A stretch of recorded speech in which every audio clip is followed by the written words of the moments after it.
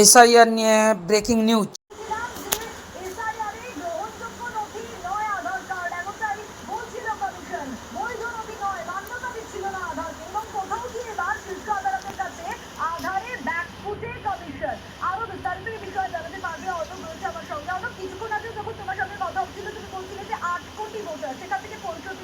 নাম বাদ দেওয়া 7,20,00,000 সেখান থেকে আরো 1,00,00,000 প্রায় ভোটার এরকম রয়েছে যাদের নাম খসড়া তালিকায় থাকলেও সেক্ষেত্রে তাদেরকে দেখাতে হবে কোনো একটা নথি এবং সেক্ষেত্রেও কমিশনের তরফ থেকে বেশ কিছু বলা হয়েছে, কিন্তু কোথাও গিয়ে আধাকে তো মান্যতা দিচ্ছিল না কমিশন।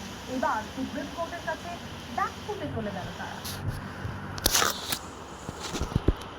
একেবারে ব্যাকফুটে যে কমিশন সুপ্রিম কোর্টে তা বলার অপেক্ষা রাখে না। একই সঙ্গে যে 65 লক্ষের খসড়া তালিকা নাম বাদ গেছে, অর্থাৎ 2025 সালের শুরু পর্যন্ত যে তালিকা ছিল বিহারের ভোটার তালিকা, সেখানে যে 65 লক্ষের নাম ছিল ভোটার হিসাবে, তাদের নাম এই মুহূর্তে এসআইআর পর খসড়া তালিকায় নেই। এই 65 লক্ষের ক্ষেত্রে যদি কোনো বৈধ ভোটার থেকে থাকেন, যেমন অনিতা দেবী, তিনি মৃত ভোটার বা তার নাম বাদ গেছে ভোটার তালিকা থেকে, তিনি সরাসরি সুপ্রিম কোর্টের এজলাসে উপস্থিত হন, অবশ্যই জীবিত।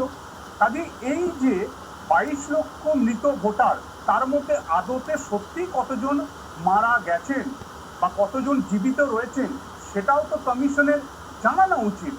অন্তত তাদের স্বচ্ছভাবে এই যে প্রক্রিয়া হচ্ছে, স্বচ্ছতার প্রশ্নকে জানানো উচিত, বলছেন প্রিজাইডিং জজ বিচারপতি সূর্যকান্ত। এবং তিনি এটাও বলছেন যে ধরে নেওয়া হচ্ছে, অর্থাৎ সুপ্রিম কোর্ট ধরেই নিচ্ছে যে কমিশনের এই আইনি অধিকার বা সাংবিধানিক অধিকার তাদের রয়েছে, তারা এই এসআইআর বা বিশেষ নিবিড় সংশোধনী ভোটার তালিকা করতে পারে। কিন্তু এর পরের যে প্রশ্নটা আসছে, কোন পদ্ধতি মেনে তারা করছে, সেই পদ্ধতিটা সম্পূর্ণ ত্রুটি, কোনো খুঁত নেই। তো খুঁত যে আছে, সুপ্রিম কোর্টের মনে এই ধোঁয়াশাটা, সংশয়টা তৈরি হয়েছে, কারণ যাদের নাম মৃত ভোটার হিসেবে বাদ গেছে তাদের মধ্যে কয়েকজন সুপ্রিম কোর্টে এজলাসে উপস্থিত হয়েছেন। কাজে এই যে গুরুতর অভিযোগটা সুপ্রিম কোর্টে আসছে, অনেক জীবিতকে মৃত বলা হয়েছে বা অনেককে স্থায়ী স্থানান্তরণ দেখিয়ে তাদের নাম বাদ দেওয়া হয়েছে, এই যে অংশে, অর্থাৎ যারা বৈধভাবে ক্লেম দাবিদার ভোটার লিস্টে থাকা, তাদের নাম বাদ গেল কেন, এই যে ধোঁয়াশাগুলো কাটানোর জন্য যাদের নাম সুপ্রিম কোর্ট যেমনটা নির্দেশ দিয়েছে যে কাদের নাম বাদ গেল সেটা তো একটা গেল, যাদের নাম বাদ গেছে তারা যথেষ্ট চিন্তার মধ্যে রয়েছে, কেন বাদ গেল তারাও জানতে চান যে কি কারণে তাদের নামটা বাদ, এবার সেটাও জানাতে হবে কমিশনকে। একেবারে তাই, কমিশনের জেলাভিত্তিক যে ওয়েবসাইট, সেই ওয়েবসাইটে তাদের নাম বাদ গেল এবং কেন নাম বাদ গেল এই তথ্য কিন্তু অ্যাভেলেবেল থাকতে হবে। শুধু তাই নয়, এমনটাও বলা হয়েছে যে ওয়েবসাইটে যেভাবে তথ্য বা স্থানীয় সংবাদপত্রে যে তথ্য তারা দেবে, সেটা যেন সহজ বান্ধব, অর্থাৎ ফ্রেন্ডলি হয়, ইউজ ফ্রেন্ডলি হয়। কারণ সমস্ত মানুষই শিক্ষিত, উচ্চশিক্ষিত এমনটা সুপ্রিম কোর্ট মনে করে না। কাজেই প্রান্তিক মানুষ, গ্রামের গরিব গুরব মানুষ, তারাও যেন খুব সহজে বিষয়টা বুঝতে পারেন, সেটার জন্যই ব্যবস্থা করতে হবে। শুধু তাই না, সুপ্রিম কোর্ট আরও একটা গুরুত্বপূর্ণ পর্যবেক্ষণ রেখেছে আজ। সুপ্রিম কোর্ট বলছে রাজনৈতিক দল ভিন্ন ভিন্ন হতে পারে, রাজনৈতিক কর্মীরা তাদের যে মতাদর্শ, সেই মতাদর্শ নিয়ে তারা কাজ করতে পারে, তাদের সেটা কাজ, রাজনৈতিক দলের হয়ে তাদের মতবাদ প্রচার করা, তাদের ফেভারে ভোট আনা, সেটাকে আদালত ক্রিটিসাইজ করছে না, সেটাকে সমালোচনা করছে না। কিন্তু এটা তো নয়, একজন মানুষ ভোটার লিস্টে তার নাম আছে, ভোট দেওয়া তার আইনসঙ্গত অধিকার। এই অধিকার যা রয়েছে একজন মানুষের, আমাদের দেশের নাগরিকের, তিনি তার ভোটার লিস্টে নাম তোলার জন্য রাজনৈতিক দলের কর্মীদের পেছন পেছন সারা বছর ঘুরে বেড়াবেন, এটা কোনো কমিশনের মেকানিজম হতে পারে না। কাজে এমন একটা মেকানিজম বা পদ্ধতি কমিশনকে নিতে হবে যেটাতে স্বাধীনভাবে একজন নাগরিক তার যে ভোটার লিস্ট রয়েছে সেখানে কোনো ত্রুটি থাকলে সে যেন খুব সহজে কমিশনের কাছে পৌঁছাতে পারে এবং তার বক্তব্য, তার সমর্থনে যুক্তি তুলে ধরতে পারে। কাজে শুধুমাত্র রাজনৈতিক নেতাদের পেছন পেছন সারা বছর ঘুরে ভোটার লিস্টে নাম তোলা আর নাম বাদ গেলে সেটাকে ঢোকানোর জন্য চেষ্টা করা, এই মেকানিজমও চলতে পারে না।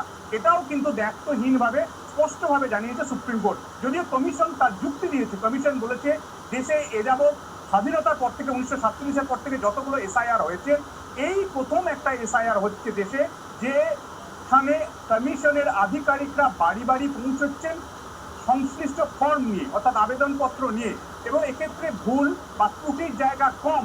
কিন্তু সুপ্রিম কোর্টের মনেও যখন উঁকি দিয়েছে এই ধরনের ধোঁয়াশা, অর্থাৎ মৃতকে বা জীবিতকে মৃত বলে ভোটার তালিকা থেকে বাদ দেওয়া, এই গুরুতর অভিযোগ থেকে সুপ্রিম কোর্ট চোখ ফিরিয়ে থাকতে পারেনি।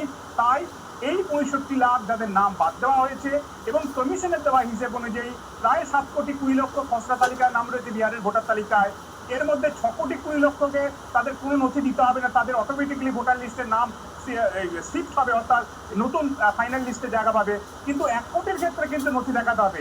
সেই নথির জায়গাতেও আধার একটা বৈধ নাগরিকের কমিশনের কাছে ক্লেমের একটা পত্র হিসেবে কাজ করবে, এমনটাও কিন্তু প্রাথমিক পর্যবেক্ষণ সুপ্রিম কোর্ট আজ স্পষ্ট করে দিয়েছে। কারণ সুপ্রিম কোর্ট আজ পর্যবেক্ষণ বলছে জানতে চাইবো, এই যে 65 লক্ষ যাদের নাম বাদ, তাদের তো নাম বাদ, সেক্ষেত্রে কেন বাদ, কি কারণে বাদ? এবার যে এই যাদের নাম খসড়া তালিকায় রয়েছে, কারণ দর্শকদের মনে এই প্রশ্নটা আসতেই পারে, এই যে 1 কোটি যাদের কথা তুমি বলছো তাদেরকে নথি দেখাতে হবে, এবং সেই কারণে মানে কি কারণের জন্য তাদেরকে নথি দেখাতে হবে, নিশ্চয়ই তারা সেটা জানতে পারবেন। একেবারে তাই, সেই পার্টটা হয়তো শুক্রবার দিন সুপ্রিম কোর্ট আরো বিস্তারিত তার ব্যাখ্যা করে দেবে বা বিস্তারিতভাবে সেটা জানিয়ে দেবে নির্দেশের মাধ্যমে বা পর্যবেক্ষণের মাধ্যমে। কিন্তু কমিশন, অর্থাৎ ভারতের জাতীয় নির্বাচন কমিশন, তাদের সিনিয়র অ্যাডভোকেট রাকেশ দ্বিবেদী আর সুপ্রিম কোর্টে জানিয়েছে, প্রথমেই বিচারপতি জয়মালা বাগচি জানতে চান কত নাম বাদ গেছে। 65 লাখের যে হিসেবটা সেটা কমিশন স্বীকার করে নেয় এবং তারা জানায় যে 7,84,00,000 থেকে এই মুহূর্তে প্রায় 7,20,00,000 খসড়া তালিকায় নাম রয়েছে বিহারের ভোটার তালিকায়। এবার 7,20,00,000-এর মধ্যে সবাইকে ডকুমেন্ট দেখাতে হবে না, 6,20,00,000 ভোটারকে কোনো ডকুমেন্ট দেখানোর প্রয়োজন নেই, এটা কমিশন জানিয়েছে। বাকি যে খসড়া তালিকায় নাম থাকা এই 1 কোটি ভোটার, তাদের কিন্তু ডকুমেন্ট দেখাতে হবে। কোন ডকুমেন্ট? কমিশন জানিয়ে দিয়েছিল যে 11টা নথি, সেই 11টা নথির মধ্যে কোনো একটা নথি তাদের দেখাতে হবে। যদিও সেই নথিগুলো বলা হয়েছিল ভোটারদের জন্য বান্ধব নথি, অর্থাৎ ভোটার ফ্রেন্ডলি ডকুমেন্ট হিসেবে বলা হয়েছিল। কিন্তু আধার গ্রহণ করা হচ্ছে না এমনটা অভিযোগ ছিল। সেই আধার কিন্তু অ্যাকসেপ্ট করতে হবে, অন্তত ক্লেম, বৈধ ভোটার যখন তার নাম বাদ গেছে, বৈধ ভোটার হওয়া সত্ত্বেও তাদের নাম বাদ গেছে, সেই ক্লেমের যে অ্যাপ্লিকেশন কমিশনের কাছে তারা করবে বৈধ ভোটাররা, সেখানে কিন্তু আধার ঠিক সেটাকেও কিন্তু তারা সংযোজন করতে পারেন, এটাও পর্যবেক্ষণে জানিয়েছে সুপ্রিম কোর্ট। একেবারে অনুপ, অবশ্যই আমাদের নজর থাকবে এসআইআর এ করা সুপ্রিম কোর্ট। বিহারে 65 লক্ষ ভোটারের নাম যাদের বাদ গেছে, কেন বাদ গেছে, কাদের নাম বাদ গেছে জানানোর নির্দেশ দেওয়া হয়েছে। আর এই গোটা বিষয়টা কিভাবে দেখছে তৃণমূল নেতা অরূপ চক্রবর্তী কি বলছেন দেখুন। পরিষ্কার করে দিয়েছে, শুধু নাম বাদ দিতে হবে না, কি কারণে নাম বাদ গেছে তার প্রকৃত কারণ জানাতে হবে। কারণ গতকালকেই আমরা দেখেছি যে যাদেরকে মৃত বলে ঘোষণা করেছিল নির্বাচন কমিশন, সেই মানুষরা গিয়ে বিরোধী ইন্ডিয়া জোটের নেতৃত্বের কাছে জানিয়েছেন যে আমাদের মৃতগুলো দিয়েছে নির্বাচন কমিশন, আমরা তো বহাল করিয়ে তো ডিগ্রি বেঁচে বসতে আছি, তাহলে কি ভারতবর্ষের বুকে আমাদের নতুন করে ডেথ সার্টিফিকেট লিখতে হবে? আসলে নির্বাচন কমিশন বিজেপির চাকর বাকরে পরিণত হয়েছে। তো বিজেপির চাকর পেটোয়া চাকরি পরিণত হলে যা হয় প্রতি পদক্ষেপে দিনের কাছে গান বলা দিতে হবে। আর কি সুপ্রিম কোর্ট সেই গান বলাটা দিয়ে বলেছে চুরি বন্ধ করে। আর এই গোটা বিষয় নিয়ে বিজেপি কি বলছে, বিজেপি কিভাবে দেখছে দেখো। নির্বাচন কমিশন কোন দলীয় রাজনৈতিক কর্মী বা তার নেতা বা কোন রাজনৈতিক দলের দাবেদারি করবে না। একটা ত্রুটিমুক্ত ভোটার লিস্ট যদি হয় তার অসুবিধার কি আছে? আর মরা মানুষের নাম, 10 জায়গায় নাম তোলা মানুষের নাম, পালিয়ে যাওয়া লোক, বাইরে থেকে আসা অর্থাৎ বাংলাদেশ থেকে আসা মুসলমান অনুপ্রবেশকারী এবং মুসলমান রোহিঙ্গা অনুপ্রবেশকারী, তাদের নাম যদি বাদ দেয় ওনাদের কি অসুবিধা আছে? আমরা তো স্বাগত জানাচ্ছি।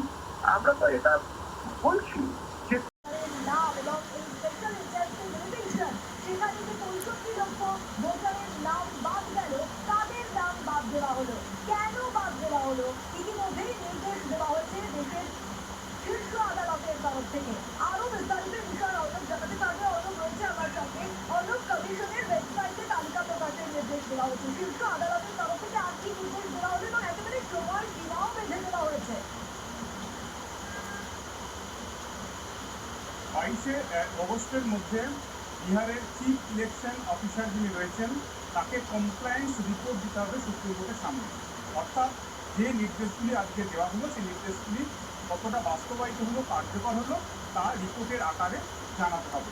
কি নির্দেশ দেওয়া হলো বিচারপতি সূর্যকান্ত এবং বিচারপতি জয়মাল্য বাগচি, হিসাবুদ্দি বাগচি এই কলকাতা হাইকোর্টে সুপ্রিম কোর্টে কিছুদিন আগেই বিচারপতি হিসেবে উন্নীত হয়েছেন। এই দুই বিচারপতির বেঞ্চ আজ জানিয়েছে দুটি নির্দেশ স্পষ্ট করে। এক, ইতিমধ্যে SIR বা বিশেষ নিবিড় সংশোধনী ভোটার তালিকার নামে যে ৬৫ লক্ষের ভোটারের নাম বাদ গেছে বিহারের ভোটার তালিকা থেকে, সেই ৬৫ লক্ষ কোন বুথে কতজন বাদ গেল সেই বুথ ভিত্তিক তালিকা সংশ্লিষ্ট জেলা অর্থাৎ ডিস্ট্রিক্ট ম্যাজিস্ট্রেটরাই ইলেকশনের সময় ডিস্ট্রিক্ট ইলেকশন অফিসার হিসেবে কাজ করেন। এই জেলা ভিত্তিক কমিশনের যে ওয়েবসাইট, সেখানে বাদ যাওয়াদের নামের তালিকা এবং কেন ৬৫ লাখের নাম বাদ গেল সেটা জেলা ভিত্তিক কমিশনের তালিকায় প্রকাশ করতে হবে। একই সঙ্গে পঞ্চায়েত ভবন এবং বিডিও অফিসেও কিন্তু বুথ ভিত্তিক বাদ যাওয়া ভোটারদের নাম এবং কেন বাদ সেটাও জানাতে হবে। এবং যে সার্চ অপশন অর্থাৎ যে কোনো ভোটার তিনি সার্চ করতে চান তার নামটা বাদ গেছে কিনা, এরকম একটা মেকানিজমও কিন্তু জেলা ভিত্তিক ওয়েবসাইটে থাকতে হবে, যেখানে শুধুমাত্র এপিক কার্ডের যে তথ্য দেওয়া থাকবে এপিক কার্ডের নাম্বার থেকেই এই সার্চিং প্রসেসটা করতে হবে। একই সঙ্গে এটাও জানানো হয়েছে সুপ্রিম কোর্টের নির্দেশে যদি কোনো বৈধ ভোটার তার নাম বাদ দিয়ে থাকে একেবারে অন্য এই বাক্স তোমার কাছে